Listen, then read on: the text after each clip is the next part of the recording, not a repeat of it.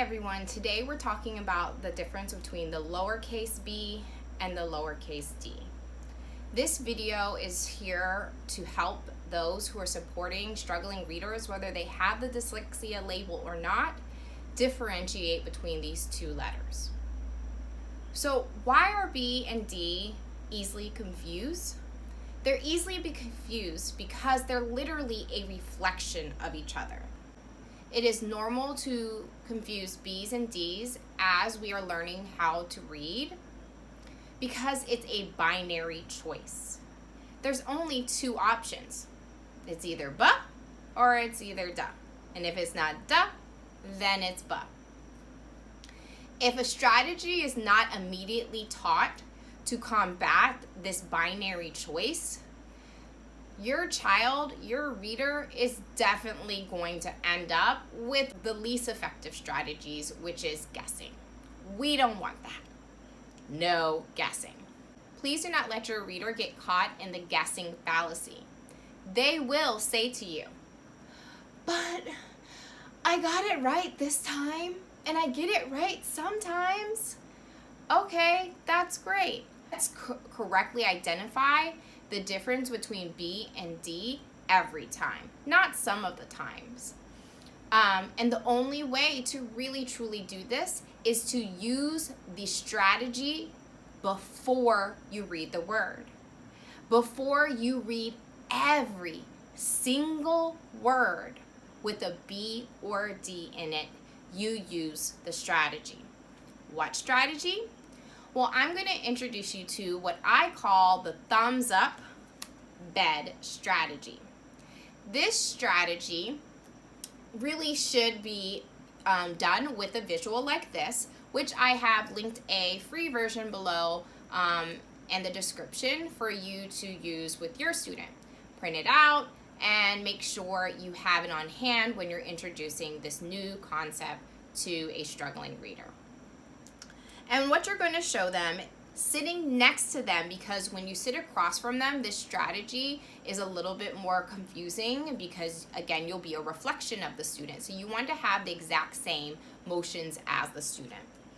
And what I tell them is to put their two thumbs up, make a fist bump with their fists, and look at the word that they can visually see on their thumbs, B-ed.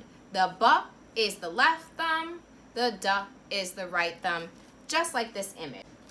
So you ask them to check their thumbs and say, is this a buh or a duh?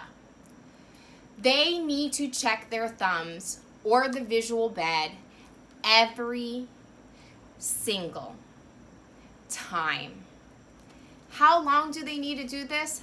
They'll ask you this, and you say, and you mean it, as long as it takes for you to always know whether that's a buh or a duh. And if we start slipping back, we go back to using the strategy every single time. Well, a few things to be careful of.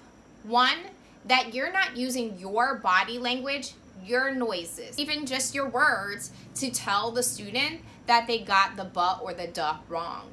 That's a reactive strategy that doesn't work. So you must make sure that they use the strategy before reading the word. Another thing to be careful of is when students get tired of this strategy and they're like, I checked my thumbs, and then you notice that while they may be pulling out thumbs, they're there. They're physically out. They may have their eyes look toward their thumbs. They're not really using the strategy and processing whether it's a buh or a duh. And you can tell this because they're getting the words wrong. Let them do this for a few times. Take note of the words that they're saying and reading and what they really should have said. And when you get tired of it, let them know, hey, you need to go back to using this strategy every single time and stop faking it. And they're gonna be like, no, I'm not faking it. And then you'll show them the evidence and you'll say, well, no, you were, because look how you got buh wrong here and here. And they'll work with you at that point and admit that most likely most likely they will admit that, that they need to go back to using the thumbs up bed strategy. For students that need extra reinforcement and who are forgetting the correct letter from the moment that they check their thumbs to the moment when they're sounding out the word with the B or the D, you want to make sure that while they're checking their thumbs, that you prompt them with the question, what sound do you see? B or duh. Do not let them say B or D, because those are letter names and that will not help them sound out the word. They'll then have to translate the letter name to the letter sound and also sounding out the word, and that's too much happening at the same time for someone who's already having lots of confusion. So prompt them with, again, the question, do you see a B or a duh? And if you can, get them to actually hold up the correct thumb, right? B or duh. When you're checking, that will also reinforce what they need to remember to use when they're sounding out the word. So definitely give them this image initially. Give your struggling reader this image initially. But they cannot take this image with them everywhere they go. They can take their thumbs with them wherever they go. So eventually you do want to wean them and gradually release them from using this visual prompt and let their brains memorize the thumb strategy, and eventually they will actually internalize either this bed word in their brain or the thumb visual in their brain. Hopefully eventually you won't even need either tool. They have actually mastered differentiating between B and D, and there is no more confusion. They know it in their brain. Their brain is trained. The last question you may have is, how long should I do this? And I think I addressed this a little bit before in this video, but you need to do this for as long as your student needs it, okay?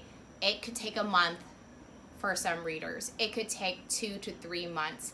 For someone with a disability, a reading-related disability, it could take longer. But you want to persist, because to give up is to allow that reader to go back to guessing. And guessing, we know, is not an effective strategy 100% of the time. Training your brain is.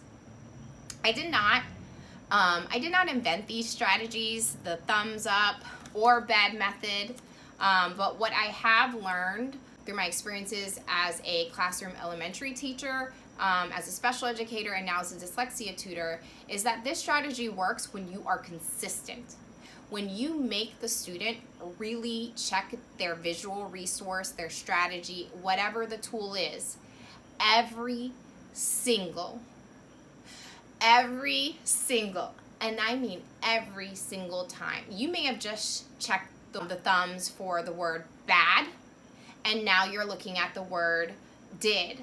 You're still gonna check it. Your student will get really annoyed. It's okay. Promise them it works. Make jokes if you can, okay? Find ways to laugh about this, but this is very serious in terms of being consistent. Then it works. When you're not, then the student thinks that they can go back to guessing. Comment below if you have any other suggestions on how to overcome this common reading challenge. If you have any questions, big or small, I'm here to help. Also, please do share this video with anyone you know who needs this kind of support. My name is Elizabeth Ford, and I work with students that struggle with reading because they have a disability or just because they struggle with a company I started called Reading Garden Club. And the tips that I provide in this video and future videos I plan to make are all based off the work that I do with actual students of all ages. And I hope it is helpful for you and effective. Happy reading, and look for more tips to come.